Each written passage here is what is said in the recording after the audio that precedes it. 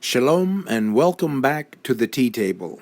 As always, thanks for joining me today. You know, this is a very special time of the year and one that I personally really enjoy, Christmas. I love the music, the lights, the colorful decorations, and just about everything associated with the reason for the season. I enjoy going to friends' homes and the wonderful smells coming from their kitchens as they prepare festive meals, and I really enjoy the anticipation that lingers in the air. There's no getting away from it. There's something special about Christmas and the Christmas season. There's even something special about telling people Merry Christmas and not just Happy Holidays. After all, there is a reason for the season. If we can say happy birthday or happy anniversary or even happy new year, then we can say Merry Christmas. Well, not to get sidetracked, but Christmas is also about gifts.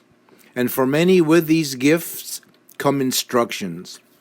What exactly are instructions? Well, they are directions or guidelines or even recommendations for how to do something. In most cases, these directions or guidelines are proven steps to get a desired end result that works the way the product was intended to work, and without any glitches or problems or malfunctions. Granted, sometimes it would seem the instructions were put together by someone who seems to have gotten lost in the fog and never found their way back to earth. But if you just follow the instructions, the end product should put a smile on the face of the person receiving the gift. Notice I said sometimes. It really depends on whether you follow the instructions as intended or not. Give an example. Many years ago, I bought a bicycle for my daughter, and I looked at the instructions and convinced myself that I could do it faster and easier without the instructions. When I got done, the bike looked great, really great. The only problem was the front wheel wouldn't move. It was tightly fastened and wouldn't turn, and besides that, I had many extra parts from the assembly of the front wheel. The back wheel turned great, but the front wheel was locked in place. Now, you don't have to be a rocket scientist to realize if the front tire doesn't turn, that the bike isn't going anyplace. I wasn't about to give my daughter a brand new bike and tell her, Merry Christmas, here's your bike, it's new and pretty and colorful, but there's just one minor problem. It doesn't work. The front tire doesn't spin. Solution? Take the bike apart and start over and just follow the instructions. You know, there are instructions for just about everything in life, and so often we think we can rewrite the instructions hoping to save time. What we end up with is the expression, I didn't have time to do it right the first time, but I made time to do it right the second time. Why? Because we followed the proven, tried instructions. Even the Bible tells us what the name means. Bible is basic instructions before leaving earth. Sometimes instructions can be more forceful and given with an authority that leaves the follower very little choice in what they need to do. And we call those instructions a command.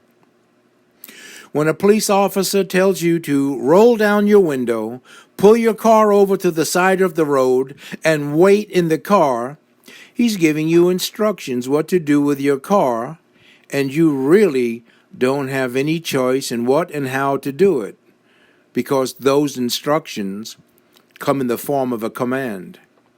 Well, we're given instructions every day. Practical, physical, mental, and even spiritual instructions. The good news is, when we follow the instructions as directed, we usually have a happy ending, even if we don't like the instructions or the person giving the instructions.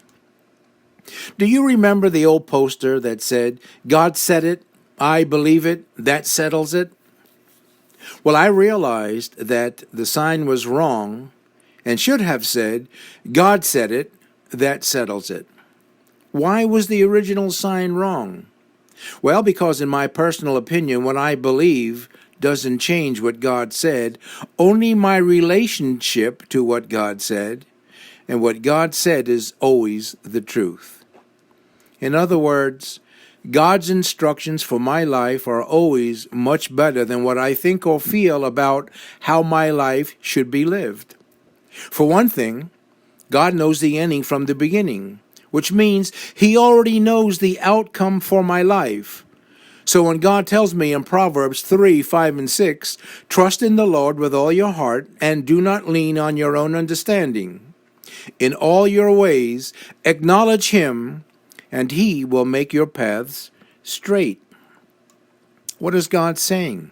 Well, God is telling us, these are the instructions for your life. Trust in me and not your feelings or the pitter-patter of your heart, because your heart can really fool you. And don't lean on your own understanding or your wealth or your education or your gut feelings or your past experiences. In everything you do, recognize me, God, and I will direct your steps through this life, which is really a minefield. My friends, have you ever stepped on a mine in life and it blew up in your face?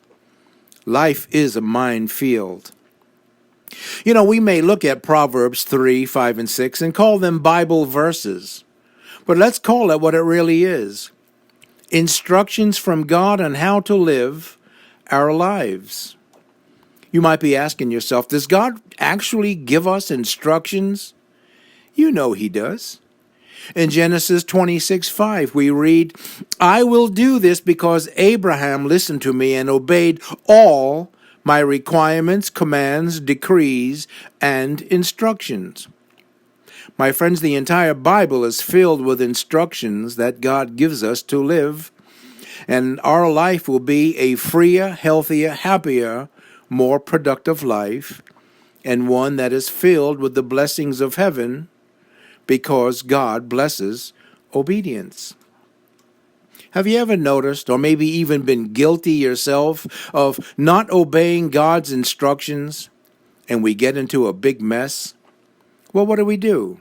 Well, we blame God for not coming through, or we blame our spouse, or our children, or our family, or our friends, or boss, or Mother Nature, or the enemy, or just about anyone or everyone except ourselves for not following the instructions that God has given us.